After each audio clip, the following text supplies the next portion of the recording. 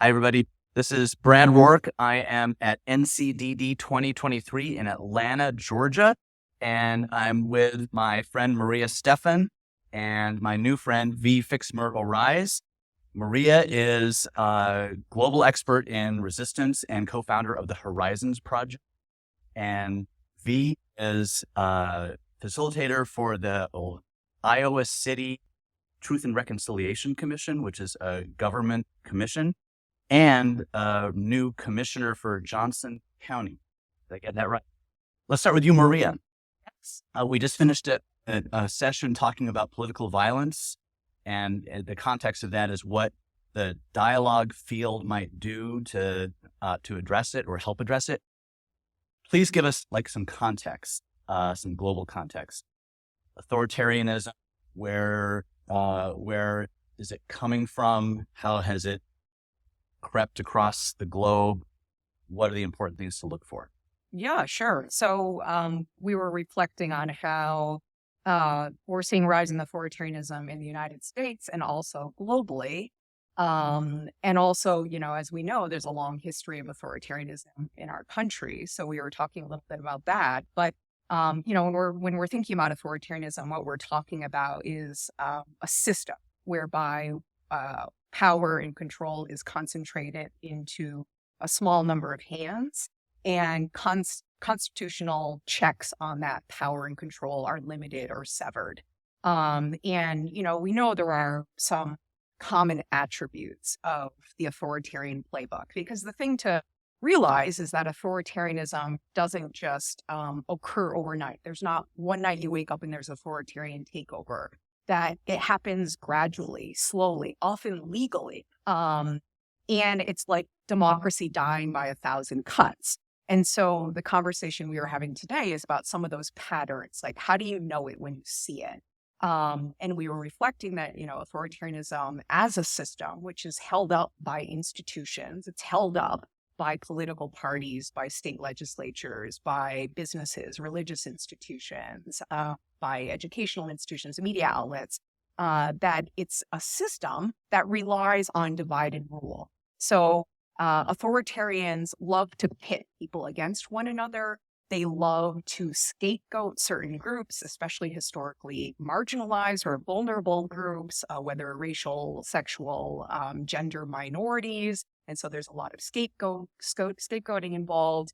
There are intentional efforts to subvert democratic norms and processes. So attempts to subvert elections, to use legal or pseudo-legal means to gut institutions or to co-opt or take over institutions.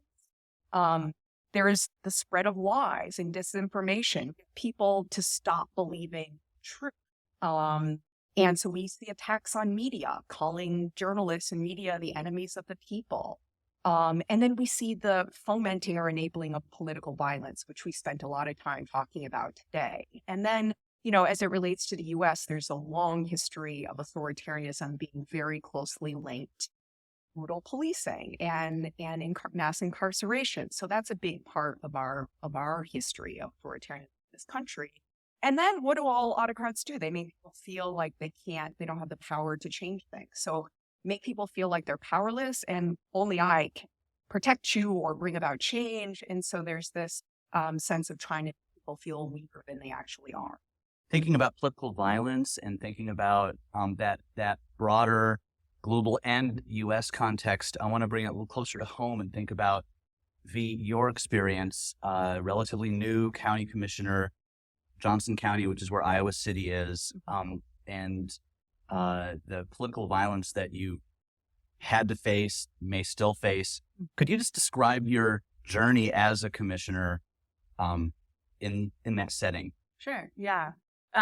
So it's I think being an elected official, having been very public, I'm the first trans, queer, biracial supervisor, same language, same level. Wrong lingo. Sorry. It's okay. No, in the state of Iowa. And so I didn't run on identity politics. I actually ran on affordable housing, inclusive economic development. But very quickly in the spring, our state legislature began putting out legislation that was, taking away the rights of my marriage, making sure that, these book bans were very clearly targeted at LGBTQ families so that my kids couldn't actually see our families reflected in their books. And then more, I guess, acutely, that anybody under the age of 18 wasn't allowed to gender affirming care.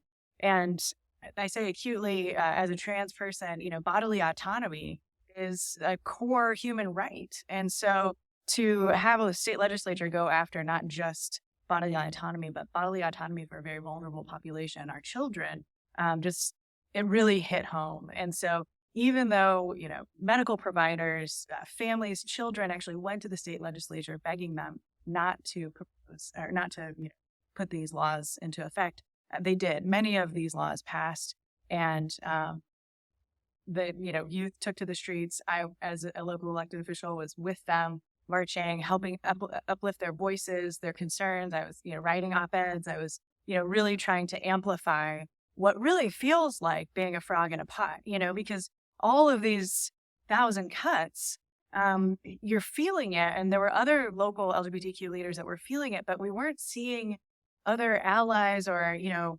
Iowans that were making any change because it didn't impact them. It was just, well, there's only how many trans kids are there? I literally heard somebody say that their dad told them that there's only about 5. And that was coming from a trans kid who was, bereaving the loss of their family. And we know that there are hundreds. So anyway, that kind of culminated for me very poignantly in terms of authoritarian rule in this, white Christian nationalism and these like parental rights. So the Moms for Liberty, which really was driving a lot of these issues forward, the bathroom bans and things like that, kind of culminated in, my family was coming and watching me speak at a lot of these events, trying to uplift these voices. And one night my wife and I were talking and she was just like, what should I do if you are, as an active shooter? Do I take care of the children or do I take care of you?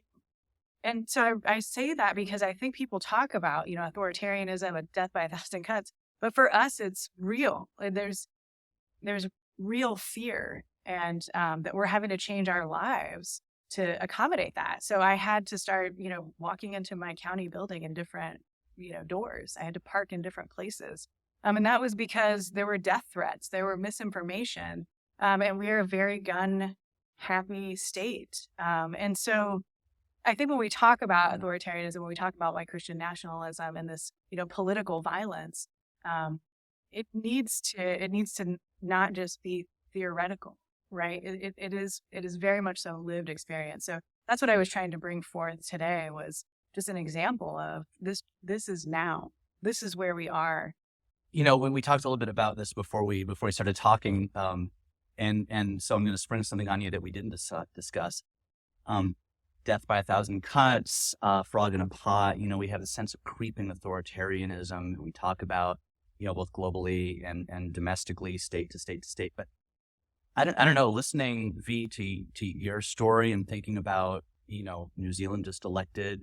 They have a new evangelical Christian prime minister. Poland is voting this weekend right now to whether to continue a path of autocracy or pseudo-autocracy. And so to me, this sort of like creeping sense is beginning to gallop, like it's getting faster. And I just like, how does that feel apt to you, or is it still a long-term thing? Is it accelerating? No, I mean, I feel like it's much like the climate crisis, like the world's on fire, and we need to take action now. And what I was trying to offer today was an example and then a call, for collective courage, for people to be wherever they are, to meet that challenge, to have the dinner conversation, to have, the friend group, the book group, whatever it is, to have those conversations help push this forward, this resistance forward to authoritarianism, for recognizing what it is, calling it out, and then your vote changing that. The other call I had was for, people that I call underestimated. So LGBT, BIPOC, differently abled, immigrant, to run for office. And it's a complicated call because there's a lot of harm in our, systems, and we're already being harmed. Maria, as a global and national expert on resistance, what from your perspective are the most urgent needs to be happening now? Yeah. Well, I mean, one thing that plenty of research has found is that the strongest antidote to rising authoritarianism and democratic backsliding is mass diverse movements. And so much of the work, the challenge and the opportunity now is to actually focus on building broad-based movements that transcend political ideology, that transcend race, gender, geography. We have an opportunity in the U.S. to really work on building a united front, to be able to collectively, stubbornly say no to these authoritarian practices that are harming people on a daily basis, while keeping our eyes on the prize of a beloved community or a multiracial, multi-ethnic democracy. So, a lot of, I think, the opportunity is to think about how dialogue together with collective action and even nonviolent resistance can be used to kind of block some of these practices while building a democracy. And I think that's the conversation we've been having. Yeah. I want to, last question. In diverse settings, calling out authoritarian practices, exclusionary practices, harmful practices can be difficult. Is there room for line drawing? How can we, and in fact, but I would argue, yes, how can we draw lines and say what's out of bounds? How can we do that? Yeah, I mean, I like to think of the resistance like water, to be honest. I mean, we're going to come across obstacles and we need to move around it. And if people aren't willing to, call out, or if they're not willing, I don't know if we're going to change hearts and minds at this point. I mean, I'll be honest, I'm kind of moving past that and moving into it. Well, what are we going to do next? We're going to continue, as I say, when they go low, we go deep. We go deep into our communities. We build, what we want it to be. And I say that even as an elected official, even as somebody that's part of the system, I still believe that we can create that, that we do have a lot of models, and that, there's a lot of methodologies out there that we can really lean into.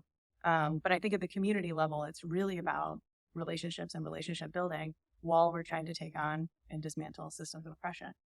But I think that the movement as water is really the best analogy that I can give when it comes to boundaries and like that. And also, authoritarian systems are, the people that make up authoritarian systems, they have different interests and identities and loyalties, and they're not always fixed. So, the pillars, the institutional pillars, whether it's, again, business, faith institutions, media outlets, legislatures, parties, all these pillars that uphold an authoritarian system are made up of people.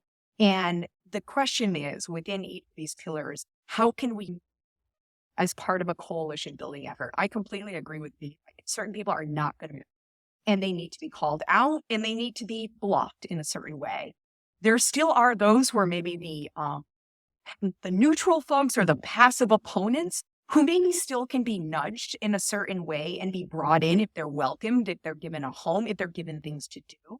And in this moment, we need conservatives in the fight. Yeah. We need Republicans. It can't defeat authoritarianism if it's only concentrated on one end of the political ideological spectrum.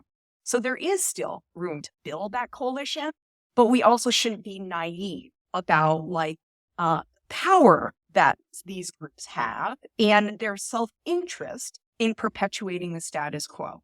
So it becomes a question of how can we use direct action to shift incentives so that it no longer pays off to ban books, to attack gays, to commit political violence, support paramilitary groups, to, attack higher education.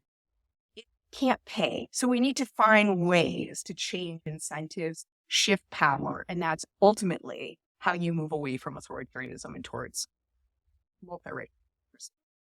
V Fixmer-Oraiz and Maria Stephan, thank you for spending more time with me than we intended. Thank you so much for us. Appreciate it.